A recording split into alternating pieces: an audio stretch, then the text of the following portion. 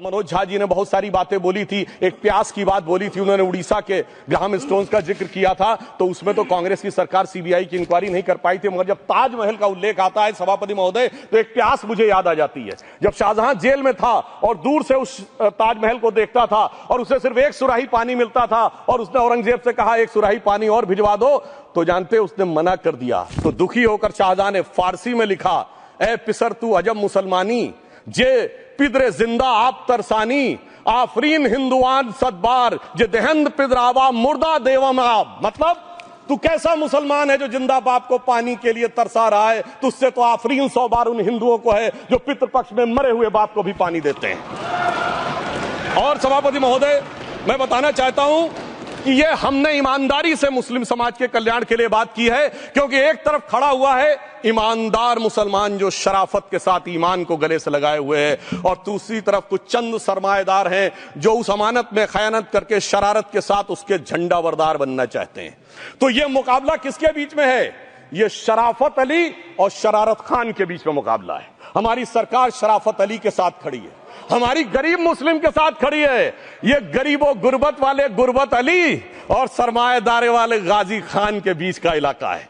मगर मैं कहना चाहता हूं महोदय, एक बात मैं बहुत स्पष्ट रूप से कहना चाहूंगा, इन जरूरतमंद मुसलमानों की लड़ाई के लिए मैं कह सकता हूं कि ये गरीब मुसलमानों के दिल की कसक और कट्टरपंथी वोट के ठेकेदारों के मन की ठसक के बीच में हमारी सरकार ने उस कसक का साथ दिया है, जिसके लिए मैं मानता हूं गरीब और पसमानदा मुसलमान निश्चित रूप से उनका आभारी होगा। माननीय सभापति महोदय, आज इस पुराने वक्त की आखिरी रात में खड़े होकर इस नए वक्त के आगाज की नई सुबह के दिन मैं प्रधानमंत्री श्री नरेंद्र मोदी जी, हमारे अल्पसंख्यक मामलों के मंत्री किरण रिजिजू जी का मैं बहुत इस्तकबाल करता हूं। जब वक्त के ऊपर हम बात कर रहे हैं, वक्त की रुखसती का वक्त आ गया है और नई वक्त की नई सुबह होने का वक्त आ गया है। अगर हमें इस पे बात करनी है तो मुझे 4 दृष्टि से बात करनी पड़ेगी। एक, इस बिल के तकनीकी प्रावधान जिसपे बहुत सारे लोग बहुत कुछ बोल चुके हैं। दूसरा है वक्त की अवधारणा, तीसरी है वक्त की राजनीति, और चौथा है वक्त की राजनीति के नाम पर होने वाली वह सांप्रदायिक बनाम सेकुलर की राजनीति। सबसे पहले हमारे नेता सदन माननीय नड्डा जी ने बताया कि किस विस्तार के साथ इस वक्त कमेटी ने काम किया, किस शिद्दत के साथ हमारी सरकार ने काम किया। और चाहे वक्त कमेटी के जेपीसी के चेयरमैन हमारे उस सदन के सदस्य जगदम्बिका पाल जी रहे हों, हमारे मंत्री जी रहे हों, सबने जिस शिद्दत से काम किया है, तो उनके लिए मैं माननीय प्रधानमंत्री जी अपनी सरकार की तरफ से कहना चाहता हूं कि उन्होंने एक इबादत के भाव से काम किया है। तो मैं कहना चाहता हूं, इबादतों की तरह मैं ये काम करता हूं, अपने फर्ज को झुककर सलाम करता हूं, फिर भी आप खिलाफत कर रहे हैं तो तेरी मुखालफत से निखरती है शख्सियत मेरी, मैं सियासी दुश्मनों का भी बहुत एहतराम करता हूं। तो इस एहतराम के साथ मैं अब आगे का प्याम शुरू करता हूं, और मैं ये बताना चाहता हूं कि एक बड़ी सिंपल सी बात है जो अभी माननीय नड्डा जी ने भी कहा। दुनिया के तमाम मुस्लिम देश बता दिए, इस्लाम की धर्म स्थली सऊदी अरब, सबसे बड़ा मुस्लिम देश इंडोनेशिया, जहां खलीफत रही वहां टर्की, और जहां आईएसआईएस का इलाका वहां इराक और सीरिया, वहां कहीं भी कुछ भी नहीं है ऐसा, फिर भी हमारे यहां क्यों है कैसा। तो मैं कहना चाहूंगा सभापति महोदय, एक हिंदी में कहावत होती है, नया मुल्ला प्याज ज्यादा खाता है, परंतु यहां तो जो गैर मुल्ला प्याज बहुत खा रहा था, और इतना खा रहा था कि आंसू निकल रहे थे गरीब मुसलमान के भी और देश के भी। इसलिए मैं कहना चाहता हूं सभापति महोदय, अगर छोड़ दीजिए भारत की बात करिए, तो क्या ऐसी कोई शक्ति सिखों के पास है, ईसाइयों के पास है, यहूदियों के पास है, पारसियों के पास है? नहीं है। छोड़ दीजिए, इस्लाम के अंदर आइए। अगर इतना भाईचारा है तो ये सुन्नी वक्फ बोर्ड और शिया वक्फ बोर्ड अलग क्यों है मेरे भाई?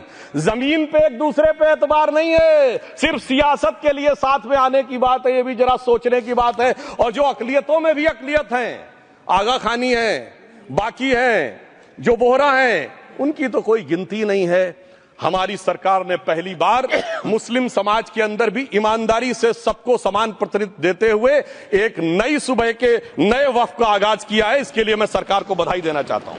तमाम तारीख गवाह है। अगर मैं इसमें बहुत डिटेल में जाऊंगा तो सदन का बहुत सारा वक्त जाएगा, परंतु मैं एक बात यह कहना चाहता हूं कि जब इतना ज्यादा आगे बढ़ गया तो फिर कोर्ट ने आगे इंटरवेनेशन करना शुरू किया। मैं डिटेल में नहीं जाना चाहता हूं। अभी कार्तिकेय शर्मा जी ने बहुतों ने बोला सैयद फसल का case versus union of government, Allahabad high court के केस को कहा, मगर Bashir versus state of West Bengal case में उन्होंने बहुत क्लियर कट कहा है कि Waqf is not a religious denomination in accordance with article 26 of the constitution, so the matter regulating to the restricting the economic, financial, political and other sector activities that may be associated with religious practice under article 25(2)(a) of the constitution can be regulated by the state। तो मुझे लगता है अब इसके बाद कोई किंतु परंतु का स्कोप नहीं रह जाना चाहिए। परंतु उसके बाद भी सभापति महोदय जो कानून को न माने, जो कहे संविधान को नहीं मानेंगे, और जो ये कहे कि साहब अदालत के आदेश को भी नहीं मानेंगे, तो फिर इसका मतलब उसके मन में तो एक ऐसी बादशाही आ गई है। इसके लिए मुझे सभापति महोदय वो पुरानी वाली फिल्म अगर लोगों को याद हो तो मुगले आजम का वो सीन याद आता है कि जब अकबर ने अनारकली को कैद कर लिया तो सलीम कहता है जब्त मैं करूं जिसकी की जमीन वीरान हो गई है, जब्त वो न करे जिनके सिर्फ शौ के बाद चाहत को ठेस पहुंची है। ये जिल्ले इलाही की बादशाही नहीं बल्कि खुदाई है।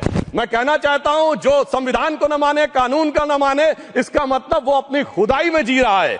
तो ये वो लोग हैं। और वैसे मैं सभापति महोदय खुदाई से आजकल बहुत से लोगों को डर लगता है, क्योंकि जहां जहां खुदा है वहां वहां भगवान है, जहां जहां खुदा है वहां वहां भगवान है। बाकी आप सब बहुत बुद्धिमान हैं। अब मैं ये भी बात कहना चाहता हूं, और वैसे आखिर में उस अनारकली को कैद से छुड़ाने के लिए सलीम का एक हिंदू साथी दुर्जन सिंह ही आया था। मैं कह सकता हूं कि वक्फ की इस मुकद्दस जमीन को अगर कैद करके रखा है तो उन चंद लोगों ने जिनके दिमाग आज भी उन चीजों में भरे हुए हैं कि कोई समझता हम तो किसी जमाने में हुक्मरान वक्त थे, कोई कहता हुजूर नवाब थे, कोई कहता बादशाह आलमगीर थे, कोई कहता है बादशाह गाजी जिंदा पीर थे। तो नदीमुल हक साहब ने जो बोला था ना, किसी के बाप का हिंदुस्तान थोड़ी है, बिल्कुल मैं कहना चाहता हूं जिन्होंने इस देश के लिए खून बहाया उनके बाप का हिंदुस्तान है, उस गरीब मुस्लिम कारीगर के बाप का हिंदुस्तान है। पर जो ये कहते हैं कि आगरे का लाल किला किसके बाप ने बनवाया, आगरे का किला किसके बाप ने बनवाया, दिल्ली का किला किसके बाप ने बनवाया, हैदराबाद का चार मीनार किसके बाप ने बनवाया, उसके बाप का यह हिंदुस्तान नहीं है। और उसके बाद भी जो आप करना चाहते हैं, अगर इस रास्ते में आप कांटे बिछाना चाहते हैं, तो उनके लिए एक लाइन कहना चाहता हूं सभापति महोदय, तेरी तमन्ना है पर हम खार न बोने देंगे, खार कांटों को कहते हैं, तेरी तमन्ना है पर हम खार न बोने देंगे, तुझे हम राह की दीवार न होने देंगे, तू सबको रौंद कर आगे जो निकलना चाहे हम तेरी इतनी भी रफ्तार न होने देंगे। और इसीलिए हमारी सरकार ने इस विषय के ऊपर एक सही और सटीक प्रयोग करने का प्रयास किया है। मैं दूसरी बात यह भी बताना चाहता हूं, हमारे डीएमके के तिरुचि शिवाजी ने अनायास अकारण यह बात बोली थी कि उस समय जब जिन्ना का उल्लेख करते हुए उन्होंने कहा कि पार्टीशन के समय, तो मैं उनके सुलभ संज्ञान के लिए बता देता हूं, 1946 की कॉन्स्टिट्यूएंट असेंबली में मद्रास प्रेसिडेंसी में 30 आउट ऑफ 30 सीट जो थी वो मुस्लिम लीग ने जीती थी विद 95% ऑफ वोट्स, और एक भी मुस्लिम वहां के बाद बाहर नहीं गया। इसलिए मैं ईमानदारी से कहना चाहता हूं फैक्ट को समझिए। और जो मद्रास प्रेसिडेंसी के मुस्लिम लीग के अध्यक्ष थे और पीजे पोकर साहब बहादुर और मोहम्मद इस्माइल, वही बाद में इंडियन यूनियन मुस्लिम लीग के अध्यक्ष बने, और उन्होंने 28 अगस्त 1947 को सेपरेट इलेक्टोरेट मांगे। जो कोई जाके कॉन्स्टिट्यूएंट असेंबली की डिबेट में पार्लियामेंट किया, आप वेबसाइट पे पेज नंबर 270 पे जाके पढ़ लीजिएगा, सरदार पटेल ने बड़े गुस्से में इस बात को कहा, अब जो हो गया सो हो गया, एक रात में दिल नहीं बदल गया, मगर अब देश के लिए कैसे आगे बढ़ना है उसके लिए ईमानदारी से आगे आओ। और खैर मैं अंबेडकर जी और पटेल जी के बहुत सारे वो कोट कर सकता हूं, सारी बातों को छोड़िए, मगर अफसोस की बात यह है सर कि अभी मनोज झा जी ने बोला था हम में से कोई शक है, कोई हूण है और ये करिए। अरे भैया जमाने चले गए, अब जेनेटिक सीक्वेंसिंग का जमाना आ गया है। और जेनेटिक सीक्वेंसिंग ने क्या प्रूव किया है, दुनिया के सबसे बड़े मुस्लिम देश इंडोनेशिया के राष्ट्रपति आए थे और राष्ट्रपति भवन में उन्होंने डिनर के दौरान कहा कि few weeks back I got my genetic sequencing done and I was told that I am an Indian GDNA. अरे साहब कहां गुलामी की मानसिकता में पड़े हुए हैं सभापति महोदय। और यहां गुलामी की मानसिकता इस कदर पैबस्त है लोगों के दिमागों में, किसी सदन के एक सदस्य यहां विराजमान है, वो उस समय महाराणा सांगा का उल्लेख कर दिए। मैं ईमानदारी से कहता हूं एक भी इंडियन सोर्स में इसका उल्लेख नहीं है, सारे के सारे फॉरेनर्स और लुटेरों के सोर्स में उल्लेख है। इसीलिए मैं कहता हूं ये गुलामी के जिन्होंने गुलाम बनाया उनके सोर्सेस पे यकीन ना करिए। और वैसे थोड़ा सा आउट ऑफ कॉन्टेक्स्ट हो तो ये भी बोल दूं, हमारे सदन के बहुत सदस्यों को नहीं पता होगा, अलेक्जेंडर के आक्रमण का किसी भारतीय सोर्स में कोई उल्लेख नहीं है। पोरस नाम के किसी राजा का उल्लेख नहीं है, सिर्फ और सिर्फ ग्रीक में है। इसलिए गुलामी की मानसिकता से बाहर निकलिए, तब इन चीजों को आप सही ढंग से समझने में सफल होंगे।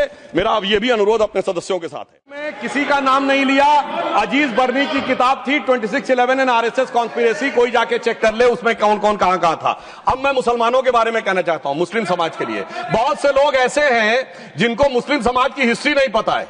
मैं बताना चाहता हूं, भारत से जब न्यूमेरिक सिस्टम सबसे पहले गया तो अल जहार थे सबसे पहले, जिन्होंने जाके 1793 में जो सूर्य सिद्धांत था उसका अरबी में ट्रांसलेशन हुआ सिंध हिंद। और हम बता रहे हैं हम किस तरह के मुस्लिम को साथ रखते हैं। डॉक्टर कलाम से बड़ा आलिम इस्लाम में साइंसदान नहीं हुआ, और आरिफ मोहम्मद खान साहब जो बिहार के गवर्नर हैं उनसे बड़ा आलिम फाजिल मुसलमान आज सियासी जमात में तो नहीं होगा, यह मैं दावे के साथ कह सकता हूं। मगर मैं बताना चाहता हूं सर, उसके बाद उन्होंने एक किताब लिखी, एक सर 10th सेंचुरी के मुस्लिम राइटर थे जिन्होंने किताब लिखी, उसका नाम था the compendious book of balancing and completion according to Hindu calculation, जिसको शॉर्ट में अल जब्र कहा गया, और वहां से अलजबरा निकला। और सर उसके बाद अल ख्वारिज्म आया। और सर आज मेरे ख्याल से सदन के बहुत से लोगों को नहीं पता होगा, ये जो एल्गोरिथम वर्ड है ये अल ख्वारिज्म से आया हुआ है। एक जमाने में इस्लाम में बैतुल हिकमत था, यानी वो सबसे बड़ा हिकमत का केंद्र था। जब एक से एक लोग होते थे, बहुतों को नहीं पता होगा कि कोलंबस ने जिस नक्शे के थ्रू दुनिया ट्रेवल किया था वो बनाने वाला भी एक मुस्लिम था, अल इदरीसी। मगर सर एल्गोरिथम आज ऐसा बदला कि एआई के एज में दलगत भावना से ऊपर उठकर औरंगजेब के साथ खड़े हो गए। सर ये एल्गोरिथम किसने बदल दिया, ये मैं बताना चाहता हूं। इस पे थोड़ा सोचने की जरूरत है। इसलिए मैं कहता हूं मुस्लिम पॉलिटिक्स की सोच क्या थी, हमने किन मुसलमानों का साथ दिया है, मैं बताना चाहता हूं सर। वीर अब्दुल हमीद की शहादत की 50वीं वर्षगांठ 2015 में हुई। प्रधानमंत्री मोदी जी ने उनके पूरे परिवार को और उनकी पत्नी को बुला के सम्मानित किया, और इन लोगों ने उस यासीन मलिक को, जिसके ऊपर 3 एयरफोर्स के ऑफिसर्स को हत्या करने का आरोप था, वो प्रधानमंत्री आवास में। सर साफ दिखाई पड़ता है कौन किसके साथ खड़ा हुआ है, कौन किस तरह के मुसलमान के साथ खड़ा हुआ है। और सर मैं ये भी कहना चाहता हूं सर, ये सर अपने टर्न पे बोलिए सर, पिछले 30-35 सालों से हुआ खड़ा किया जा रहा है। 1990 में जब राम मंदिर आंदोलन हुआ, कहा गया बीजेपी आएगी उत्तर प्रदेश में खा जाएगी। सर बीजेपी आने के बाद उत्तर प्रदेश में जानते क्या हुआ सर, 22 साल से शिया सुन्नी के बीच में जो दंगे चलते थे और मदे साबा का जुलूस नहीं निकलता था, शिया समुदाय का मदे साबा का जुलूस लखनऊ में हमारी सरकार में निकलना शुरू हुआ।